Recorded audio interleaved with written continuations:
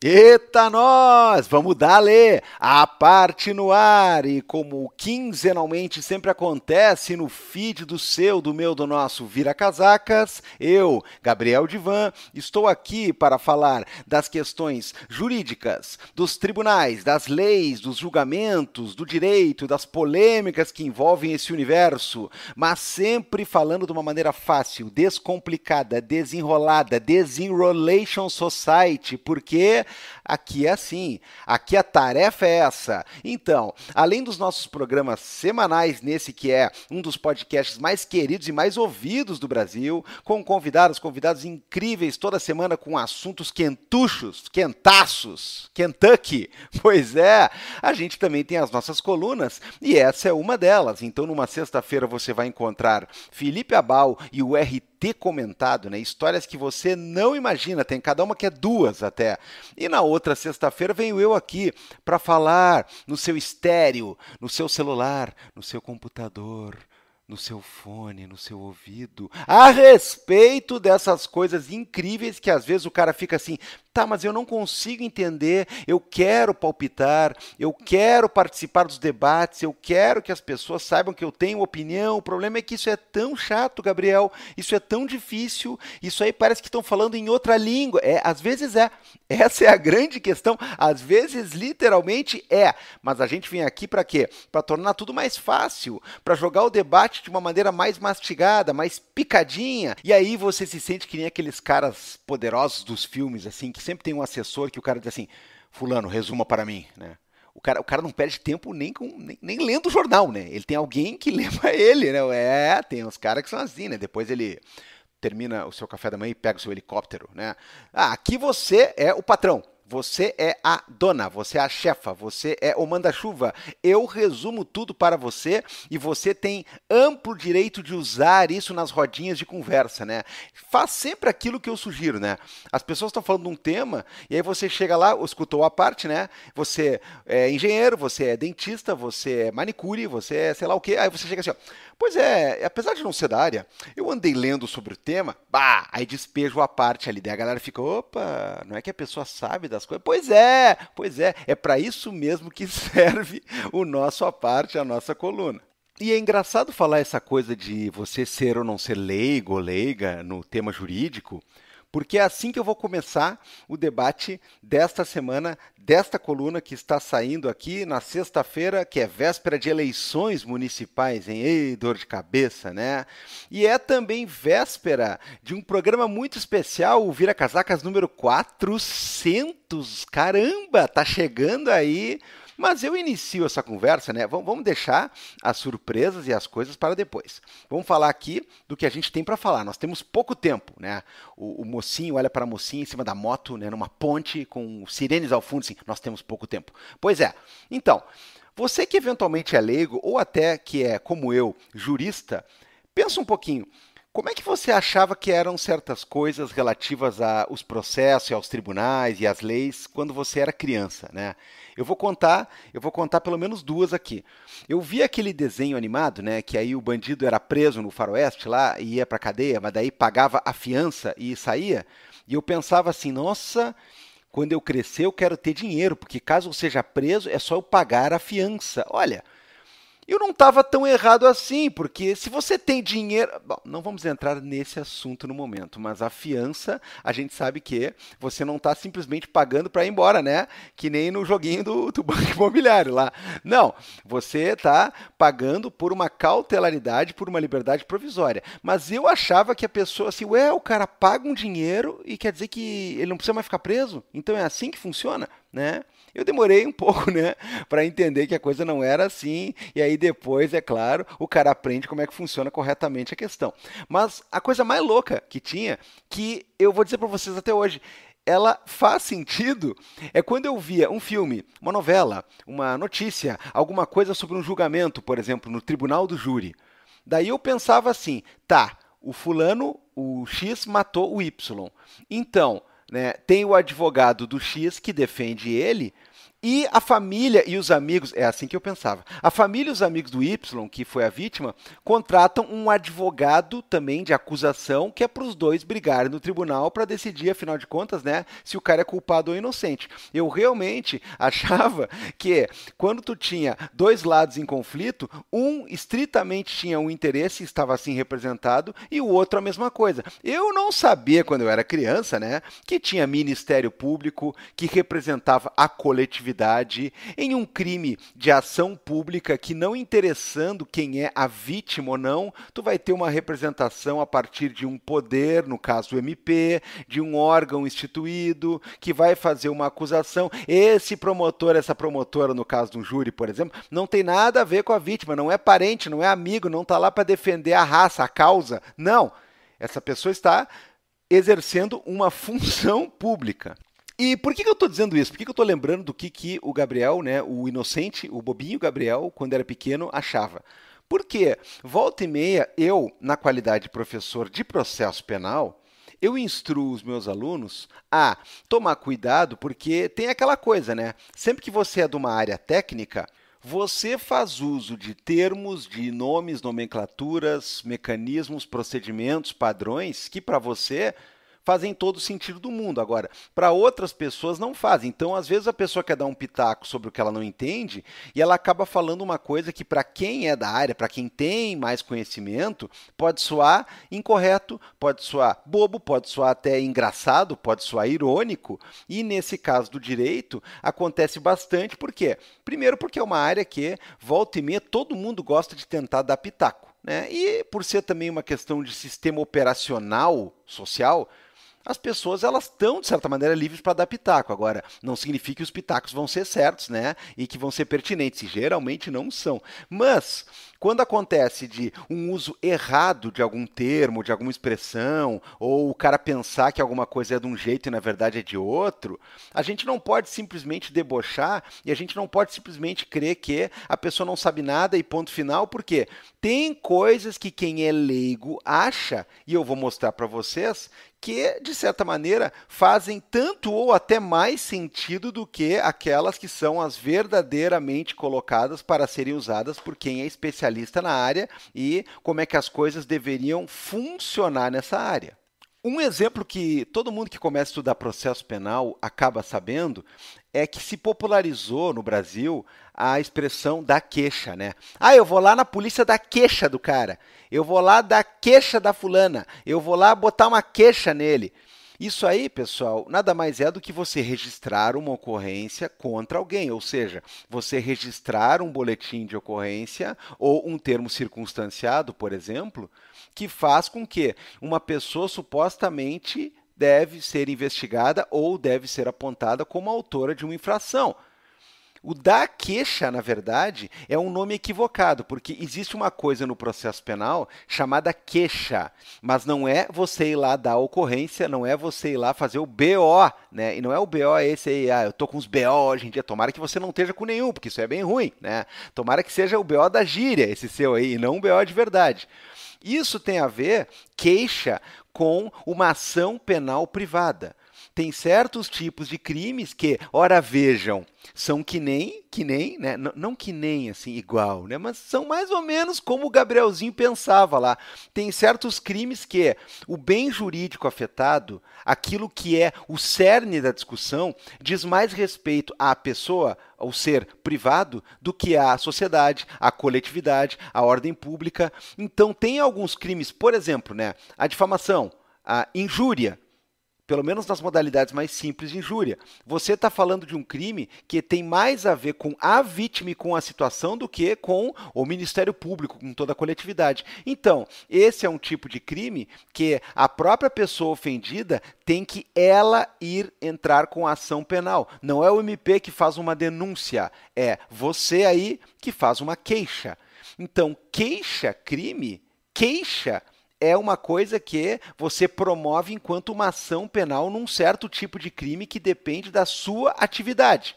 Não é que vai dar queixa lá na polícia. É a mesma coisa a palavra denúncia.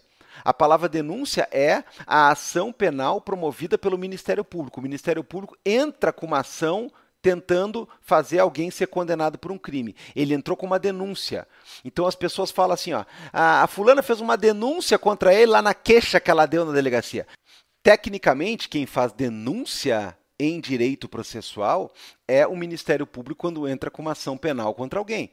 Quem faz queixa é a vítima ou seus representantes na ação privada querendo entrar com uma ação em um certo tipo específico de crime que assim a lei ordena que seja. Então, essas palavras denúncia, queixa, elas são vistas no linguajar popular como uma coisa de uso mais ou menos parecido com aquilo que a gente faz no nosso dia a dia, né? Fulano fez uma denúncia, claro, claro. Várias queixas de você, como diz a música, né? Nós estamos falando de um tipo de uso da palavra. O jornal tal fez uma denúncia, nós estamos falando de um uso corriqueiro dessa palavra. Agora, não tem por que debochar da pessoa, principalmente da pessoa mais humilde, que vai lá e vai dizer assim, ó, eu vou dar queixa. Porque volta e meia, essa pessoa que além de não conhecer o linguajar técnico, essa pessoa, e é aí que eu quero chegar, ela tem comumente uma ideia e uma prática que é mais ou menos assim, ó. Bom, agora que tá tudo bem, né? Eu acho que eu tenho que ir lá na delegacia tirar a queixa. É aqui, gente amiga, que começa a nossa pequenina e rápida aventura da nossa coluna de hoje. Por quê? Porque dependendo do tipo de crime, eu vou usar o linguajar da galera, tá? Eu vou usar o linguajar aí do povão. Dependendo do tipo de crime, você não tem como tirar a queixa, nem que você queira. Você não tem poderes para, entre aspas, tirar a queixa. E é isso que é uma coisa que eu costumo dizer, que a pessoa leiga às vezes não entende, e isso aí, inclusive, como um leigo percebe a situação, talvez faça mais sentido do que teria aquela visão que é tecnicamente correta. Por quê? Justamente porque há crimes que não têm nenhuma relação com aquilo que você quer ou gostaria de ver como desfecho. Mas eu fui a vítima, eu que dei, entre aspas, a queixa. Agora eu quero dizer que está tudo bem, eu quero dizer que eu perdoo, eu quero dizer que não tem mais problema, eu quero dizer que nós já estamos de boa. Pois é. Tá cheio de crime aí que a sua opinião enquanto vítima não vale absolutamente de nada e a única coisa que você tem para fazer é ser chamado para depor no processo e obrigatoriamente comparecer e ficar como um espectador, uma espectadora dos resultados que vão aparecer na sua frente. Mas, Gabriel, como é que é essa história? Sim, sim. Os chamados crimes de ação pública, aqueles em que a polícia, ficando sabendo de uma eventual ocorrência, pode investigar, querendo você ou não querendo, dizendo você ou não quem é ou quem deveria ser apontado como culpado, e que o Ministério Público pode acusar, querendo você ou não que aquilo vá para frente, são um exemplo típico disso. Ah, Gabriel, mas não dá para tirar assim, né? Tem certos tipos de crimes que as autoridades têm mais é que chegar e trabalhar sem guardar nenhum tipo de ressalva quanto às opiniões das pessoas. Não, eu também acho. Eu também acho. Agora, o que muitas pessoas não sabem é a falta total, a diminuição total que tem a opinião ou a intenção de uma vítima no que diz respeito ao desenrolar dessas coisas. Se a gente estiver falando de um crime de ação privada, lembra? É aquele que ele é tão, mas tão circunscrito a você, a sua esfera, aos seus interesses, que a própria lei diz que é você que tem que entrar com a ação penal. Você que tem que botar a pessoa na justiça, não é o Ministério Público. Esses aí são crimes que você pode escolher se entra com a ação ou não, você pode dizer que não vai entrar, ou você pode simplesmente, né, tomar atitudes que deixem claro que você não quer prosseguir com aquilo. Se você entrar com o processo, você pode aceitar um pedido de desculpas, querer talvez perdoar a pessoa e acabar com isso. Você pode até, inclusive, abandonar o processo e deixar que ele morra por conta própria, porque se você não tocar, ninguém vai mais tocar e não é o poder público que vai tocar. Nesses crimes, você tem uma grande autonomia, você tem um grande poder de fazer o que você quiser. Então, nesse tipo de coisa, quando você comunica a existência, por exemplo, de uma difamação, de uma injúria contra você, você pode, inclusive, escolher o destino daquilo, se for o caso de uma primeira audiência, você se acertar com a pessoa e dizer que não quer prosseguir. Você pode escolher se vai ou não vai entrar com a ação. Entrando com a ação, você pode dizer que não quer mais. Se a outra pessoa também aceitar, acabar por ali, tá tudo bem. Agora, Os crimes chamados de ação pública, quem dá as cartas são os órgãos do poder público. No caso da investigação, a polícia. No caso da acusação, o Ministério Público. E no caso do julgamento, o judiciário. Por quê? Porque o desfecho do julgamento não depende necessariamente de outros fatores, senão aqueles que estão no processo e podem servir para a juíza ou para o juiz decidir o que quiser. Ah, Gabriel, a pessoa, tudo bem, né? Tudo bem, o cara acabou sendo quase morto por um assassino. Esse cara talvez não tenha o poder de perdoar o assassino e fazer a questão acabar por ali. Mas o juiz vai levar em conta, né? Se os órgãos públicos disserem assim, veja bem, no fundo não tem muita prova contra o cara, ele é inocente, no fundo foi um mal-entendido, né? É aí que a porca torce o rabo. Por quê? Porque o caráter público, o caráter publicístico de um tipo de desenrolar jurídico de um caso como esse, ele é maior do que a intencionalidade das partes. Então, pasmem, excelências, vocês. Tem vezes que nem o Ministério Público, que é o titular da ação e é quem é responsável por tocar adiante os pedidos de condenação quando achar que deve, nem quando o Ministério Público diz que não quer esse resultado, que não quer mais nada, a situação se resolve facilmente. Por quê? Porque o caráter público, o caráter do interesse público aqui, esse que é teoricamente todo mundo, mas que às vezes ninguém vê, ele é prevalente. Ou seja, não é só a vítima que diz assim, eu quero tirar a queixa. Isso aí talvez não tenha efetividade nenhuma.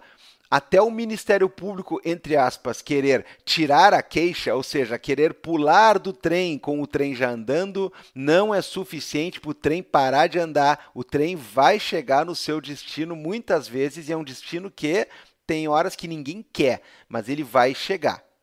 Tá, Gabriel, tu tá querendo me dizer que se eu for assaltado à mão armada, por exemplo, né, não tem nada a ver comigo a acusação, tem a ver com os órgãos de segurança e os órgãos ministeriais e jurídicos e com o andamento do processo e que eu basicamente não escolho nada, não falo nada e a minha opinião não conta basicamente nada. Exatamente.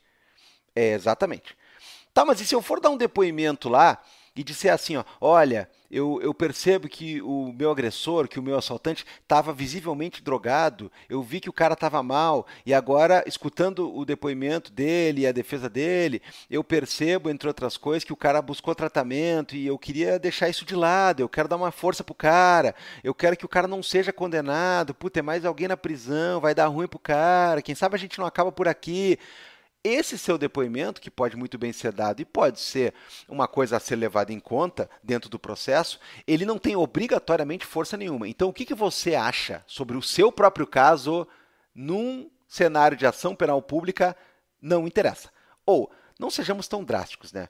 Pode ser que não interesse nada. E na maioria das vezes não interessa. Pronto, ficou melhor assim.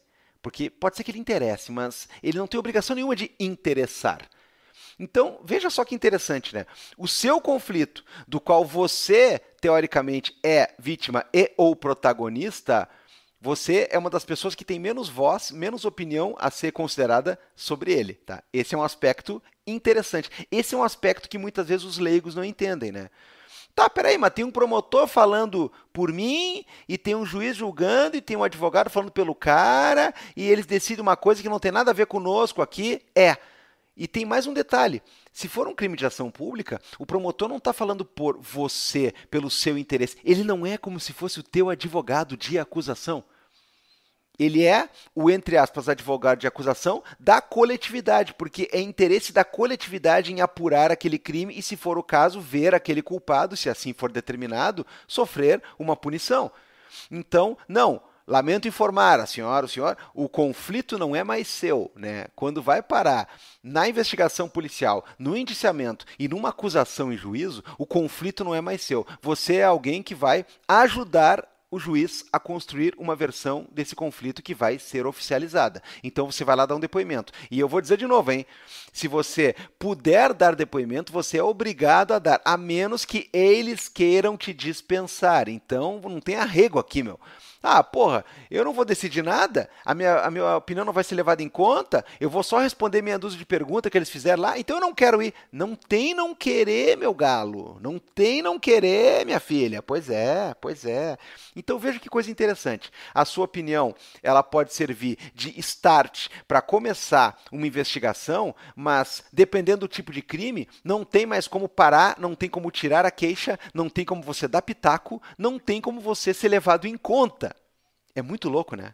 É muito louco. Mas tem mais, tem mais. Tem um artigo que eu sempre digo que é um artigo que me causa assim, ó, calafrios, me dá urticária, que é o artigo 385 do Código de Processo Penal. Eu vou ler ele aqui para vocês na íntegra, tá? Diz assim o 385, ó. Nos crimes de ação pública, o juiz poderá proferir sentença condenatória, ainda que o Ministério Público tenha opinado pela absolvição, bem como reconhecer agravantes, embora nenhuma tenha sido alegada. Aí alguém vai dizer assim, ô Gabriel, como é que é isso? Quer dizer, o cara que tem que acusar, ele já não quer mais acusar, ele quer que o sujeito seja absolvido. Ele voltou atrás, ele botou o rabo entre as pernas ou se convenceu de que é outra a medida mais correta. Então ele parou de acelerar o carro, ele parou de andar para onde ele estava andando. Ele quer puxar o freio de mão. Não. O juiz pode muito bem achar que, no processo, em tudo que ele tem na mão, existem elementos para haver uma condenação. Então, por mais que o acusador oficial diga que não quer uma condenação, o juiz pode dizer que vai condenar.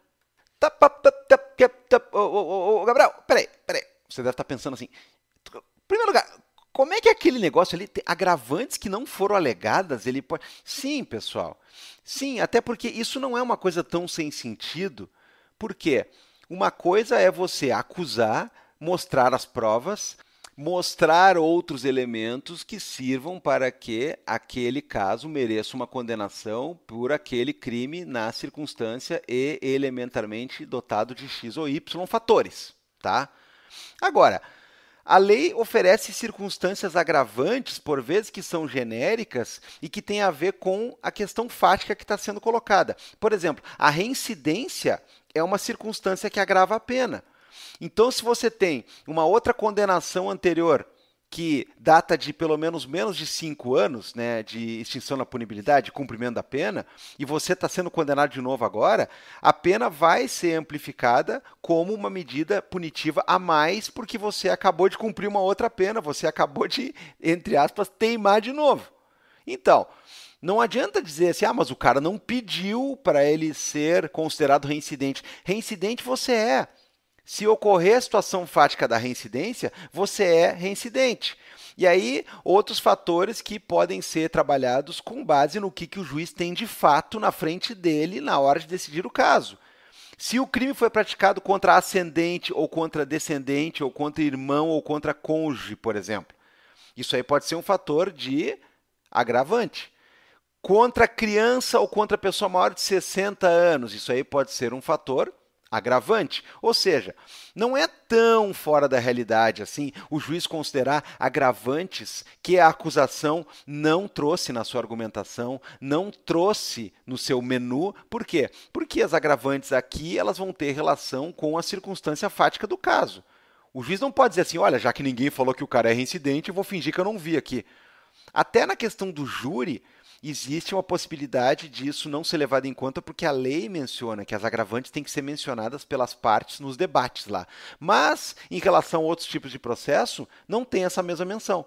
Ou seja, aqui é justamente o contrário. Vocês estão vendo que a lei está dizendo que, tendo ou não tendo a acusação levantado alguns agravantes nessa capivara aí, eles podem ser considerados. Mas eu volto a bater na tecla. A questão mais interessante aqui é o Ministério Público, que é o titular da ação penal quando ela é pública, que é para ser o representante da coletividade e da justiça pública para buscar a condenação de quem ele acha que merece sofrer uma punição.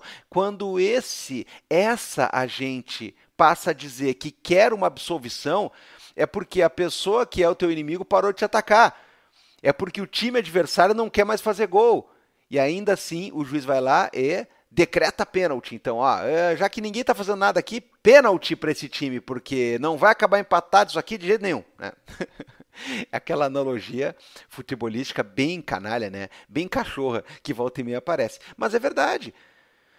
É isso que a gente tem que discutir, quer dizer, se na ação pública a titularidade da ação é de alguém que não está ligado a você, mas vai representar você, não enquanto você, mas enquanto membro da coletividade, quando essa pessoa se convence de que o acusado não merece mais ser condenado, ainda assim o juiz pode condenar. Porque o interesse público do que foi levantado até ali já em tese serviu para que o juiz se convencesse. Não importa que o convencedor oficial não queira mais o convencer, porque convencido ou convencida, ele ou ela já está.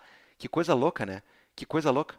Isso aqui é para fundir a cuca, é para quebrar a cabeça dos Gabrielzinhos, crianças que estão por aí, né? Porque além do cara não poder mais tirar a queixa, além do cara não poder dizer, ô pessoal, nada a ver isso aí, né? Vamos parar, deixa o cara em paz lá, vamos todo mundo embora. Além disso não ter nenhum sentido e nenhuma eficácia, a gente transfere toda a responsabilidade do protagonismo do caso para outras pessoas, né? E veja bem, nem a vítima nem o acusado são protagonistas mais, né? Porque o acusado, ele vai dar o interrogatório dele lá e ninguém vai acreditar, né? Até porque ele pode nem falar nada, ele pode ficar em silêncio. Quanto mais falar alguma mentira ou se defender de algum jeito que ele quiser, né? Então não é exatamente a prova mais valiosa a do interrogatório. A vítima costuma ter valor de prova, não raramente só quando ela confirma os termos tintim por tintim da acusação, né? Ou às vezes em alguns casos, né? Quando às vezes você tem práticas criminosas que não costumam ter testemunhas nem outras provas, né? Pega algum abuso familiar, alguma violência sexual que costuma ser não a olhos vistos aí na rua, você vai ter um pouco mais de valor para a palavra da vítima. Agora, geralmente a vítima vai lá e basicamente confirma o que está tudo no papel e nem a vítima na acusação, nem o interrogatório do réu na sua defesa costumam ser as provas mais importantes. Longe disso. Ou seja, os protagonistas do conflito são outros. Os interesses das pessoas que protagonizam o conflito real do mundo, eles não interessam, ou eles interessam muito pouco para a resolução de um caso. E aqui a gente chega no ápice, né? A gente chega no cume do publicismo, no instante em que o acusador oficial que está designado para representar a sociedade inteira lidando com aquele caso, ele não quer mais que o acusado seja condenado. Mas nem isso importa, porque, de acordo com a lei, o interesse público prevalece e o juiz pode condenar, ainda que aquele que originalmente queria ver uma condenação não quer mais. É mole? Por que eu estou falando tudo isso? Você deve ter cruzado aí nas últimas 2 semanas com uma notícia que causou um pouco de perplexidade em todo mundo, né? E eu vou ler aqui rapidamente a reportagem que faz um resumo do que aconteceu pelo UOL Internacional, tá? Estados Unidos. Preso é executado após promotoria dizer que ele poderia ser inocente. O detento condenado por homicídio Marcellus Williams, 55 anos, morreu após aplicação de injeção letal no Missouri, nesta terça-feira, foi no dia 24 de setembro. A morte ocorreu poucas horas depois que a Suprema Corte dos Estados Unidos negou a última apelação de defesa dele e da própria promotoria que apontou que ele poderia ser inocente. E aí? A aplicação da injeção letal começou a ocorrer no dia 24, como foi dito, às 18 horas, né? 20 horas no horário de Brasília, 18 no horário local, e acabou dando resultado, cumprindo-se assim a pena de morte. A gente sabe que, nos casos em que está muito próxima à execução para completar a pena de morte nos Estados Unidos, existem algumas possibilidades, como a própria Suprema Corte receber um apelo para comutar a pena e transformá-la em prisão perpétua, para evitar a solução sempre traumática e sempre drástica, né, de o Estado acabar procedendo à morte de alguém. ou até mesmo o próprio governador do estado onde vai ser cumprida a pena costuma receber um pedido de clemência que vai ser um pouco, não estou dizendo que é igual, mas vai ser um pouco parecido com aquelas possibilidades que o executivo brasileiro tem também, né? A gente sempre lembra aquela questão. No final do ano, tem aquele indulto, que é para você mexer político-criminalmente com algumas circunstâncias, principalmente de ocupação de vagas no serviço penitenciário, com algumas questões que passa a se considerar como se a pena já tivesse cumprida, é como se fosse um desconto, né, que algumas pessoas ganham. E aí tem também a questão da graça, que alguns vão chamar de indulto individual, que tem a ver com circunstâncias específicas que algumas pessoas têm a sua pena modificada ou comutada. E também tem aquela coisa que é muito maior, que é a anistia, né? E aí você simplesmente liberta todo mundo que está preso por uma certa prática criminosa, porque você considera que ela acaba sendo anulada, e aí você exclui aquele próprio crime da sua lista, do seu rol. Então aqui nos Estados Unidos, para resumir bastante, nós temos a possibilidade até mesmo do governador do estado tomar uma medida de clemência como essa e ele mesmo ordenar que haja uma interrupção da execução para transformar, por exemplo, a pena de morte em prisão perpétua. E aí o que aconteceu aqui com o condenado, no caso, com o Marcellus Williams? Bom, vai dizer a reportagem aqui que, com menos de 24 horas para a execução, o destino do preso estava nas mãos da Suprema Corte dos Estados Unidos. A Justiça poderia decidir manter ou alterar a pena capital até o último minuto antes do horário previsto. O Tribunal Superior não informou por que decidiu manter a condenação do homem, o que é comum para casos pautados com emergência. Isso aqui é um detalhe interessante, né? A gente está acostumado a ver no Brasil a decisão do Supremo, principalmente nos últimos anos, ela escrutinada, ela nua, na praça, né? A gente vê na internet a íntegra da decisão, a gente vê eles decidindo na TV Justiça. As decisões da Suprema Corte dos Estados Unidos geralmente são muito mais resumidas, muito mais secretas, e quando é nesses casos aqui, elas acabam vindo assim, né? Aceitou, não aceitou, pim, tchau, beijo, acabou, né? Não vem aquela história toda, aquele despacho, né? A gente não vai lá saber do ministro, ele não vai para a imprensa, não vai para a rede social. Não, costuma ser assim mesmo, né? É um negócio até meio melancólico. Aí diz assim: além da Suprema Corte, o homem recebeu outras negativas. Na segunda-feira, no dia 23 anterior, a Suprema Corte do Missouri, do estado, e o governador do estado, o republicano Mike Parson, mantiveram a aplicação da pena capital ao condenado. Então, todo mundo que poderia politicamente ou juridicamente dar um canetaço resolveu que não, que a pena de morte ia ser cumprida até o fim. O argumento da defesa do condenado Williams, ele ganha um reforço interessante porque ele sempre se disse inocente e sua defesa sempre pleiteou sua inocência. O reforço interessante é o que a própria reportagem diz. Os promotores do condado e os advogados de defesa defenderam que as evidências do crime foram adulteradas e que o preconceito racial contaminou a investigação. Recentemente, a promotoria de St. Louis, a mesma que conduziu o julgamento e pediu a condenação em 2001, tentou tirar Marcellus, o que o próprio órgão acredita ser inocente, do corredor da morte e anular a condenação dele por assassinato. Na segunda-feira, a Corte Estadual decidiu por unanimidade não interromper a execução. O governador manteve a condenação e afirmou que Marcellus esgotou todo o devido processo e as vias judiciais e fez mais de 15 audiências para argumentar sua inocência. E aí, olha só que interessante, né? Várias pessoas, inclusive familiares da vítima, apontaram a questão de que as provas, no fim, estavam confusas, havia possibilidade, após todos esses anos, de a gente dizer que não era conclusivo que Marcellus tinha sido o autor. Inclusive, né, a assistência da promotoria manuseou a arma do crime sem luvas e deixou impressões digitais, né, e você tinha DNA lá de agentes policiais e de agentes da promotoria na própria arma, né, que depois foi sofrer uma nova tentativa, uma nova rodada de exames e tudo mais. Familiares da vítima, promotores, um monte de gente, inclusive, né, pessoas que participaram do julgamento, atestam que hoje em dia havia a possibilidade de ter muitas dúvidas quanto às provas que foram utilizadas, além, é claro, daquela questão do componente racial, o júri composto por todo um corpo de jurados e jurados brancos, à exceção de uma só pessoa negra como o acusado. Isso aí gerou uma manifestação intensa e principalmente, né, reforçada por presença de pessoas que anteriormente estavam querendo a condenação do acusado e da própria promotoria do Estado pedindo que fosse revista a questão da pena de morte. E isso não foi argumento suficiente para que isso fosse revisto.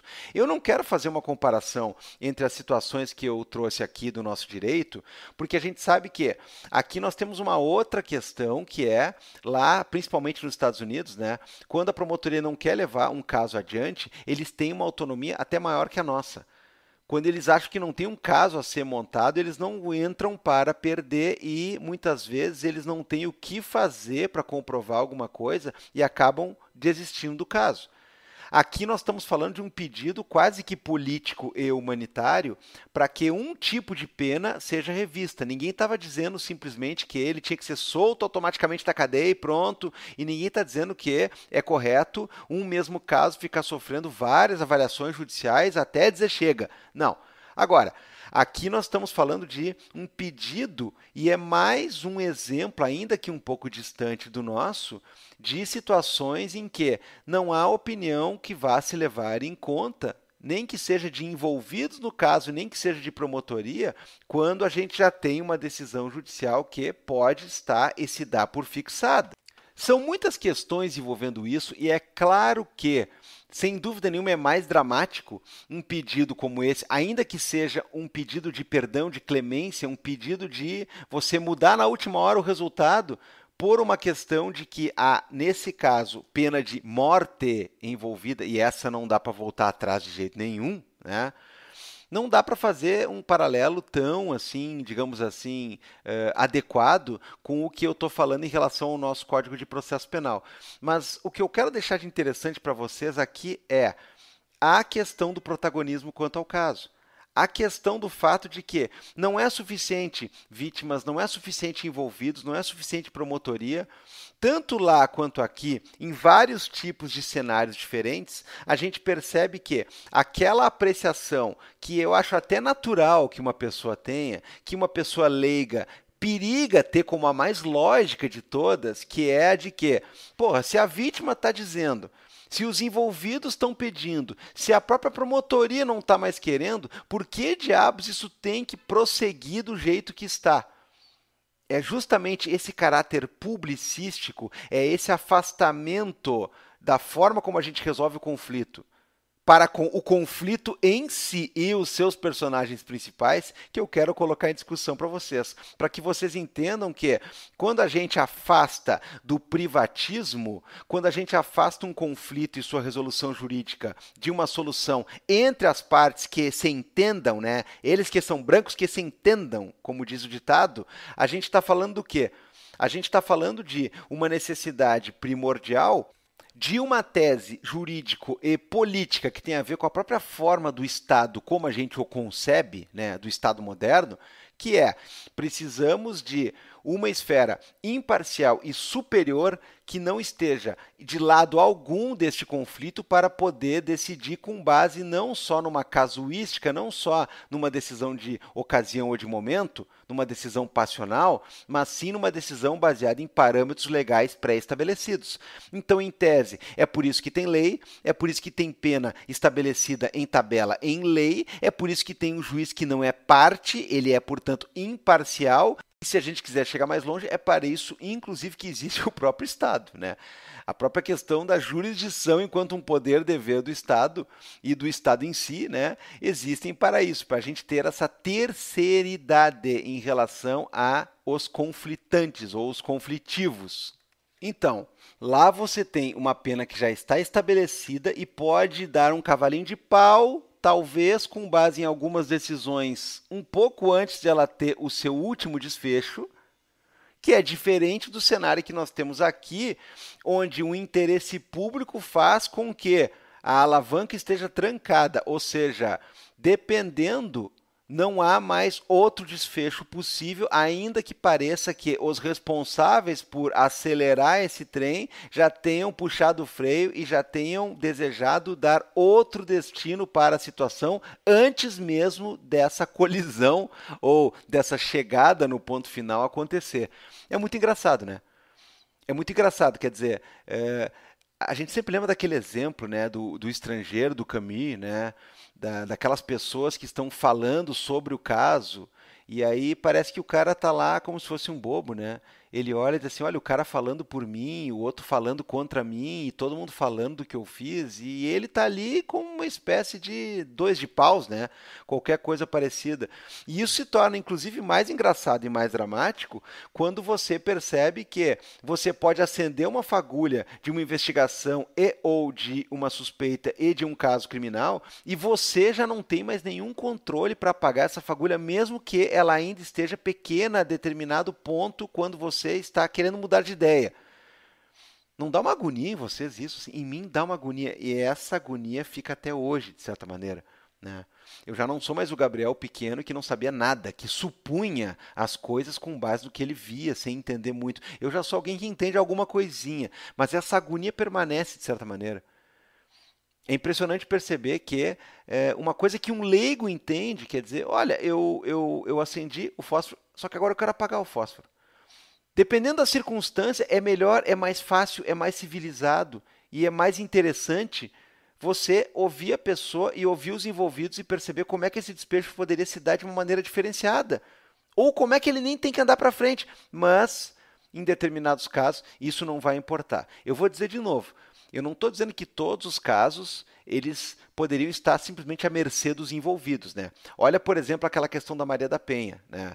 A Maria da Penha tem certos tipos de crime que eram de ação condicionada, ou seja, a violentada ela teria que autorizar o Ministério Público a prosseguir no processo, na acusação.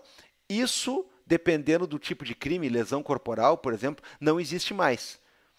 Que é justamente para evitar que a pessoa acabe sendo ameaçada ou, numa situação de fragilidade psicológica, ela diga que não quer ver o companheiro processado, quando na verdade o cara é um tremendo abusador e coisa parecida. Então, quando há casos de violência no sentido literal, no sentido que todo mundo conhece da palavra, e lesão corporal adjunta, a gente vai ter a possibilidade de considerar que, querendo ou não a vítima que o processo siga, ele vai seguir se o Ministério Público assim desejar. A própria Lei 11.340, que é a Lei Maria da Penha, ela também prevê que, caso incidentalmente, no meio do caminho, para um crime que, de acordo com a lei, isso seja possível, a mulher queira, entre aspas, retirar a queixa, ou seja, ela quer negar a representação que ela dá para que o Ministério Público prossiga, isso aí não pode ser feito simplesmente por uma petição, por uma comunicação, entre aspas, normal. Não, isso aí tem que ser feito numa audiência onde ela vai falar sozinha com a representante ou o representante do Ministério Público e o juiz ou a juíza. Por quê? É justamente para evitar que a pessoa siga num ciclo de violências e ameaças e ela acabe sendo coagida a ir lá e mandar parar tudo. Né? O agressor não só agride, como às vezes ameaça. Ó, se continuar, aí eu volto e termino o que eu comecei. E aí a pessoa fica numa situação de, é melhor eu tirar tudo, esquecer tudo. Então, Judiciário e Ministério Público, nesse caso, precisam ser convencidos de que isso é uma vontade sincera e que não é mais um capítulo da mesma agressão, da mesma violência, da mesma ameaça, do mesmo estágio de terror onde eventualmente essa vítima está vivendo.